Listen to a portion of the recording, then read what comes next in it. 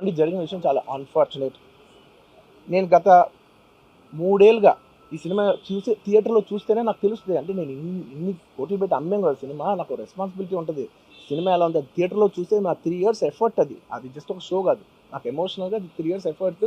అసలు ఏమవుతుంది నా it's like make or break moment for me. So అలాంటి అలాంటి ఇంపార్టెంట్ పాయింట్‌లో నేను వెళ్తూ నేను అదే ఆలోచించాను తప్ప నేనేమి ఇర్రెస్పాన్సిబుల్‌గా గత 20, 30 ఏళ్ళుగా నేను అదే థియేటర్‌కి వెళ్తున్నాను. బోల్డ్ సినిమాలకి వెళ్ళాను నేను అదే థియేటర్‌కి. నా సినిమాలు కాకుండా బయట సినిమాలకి వెళ్ళా.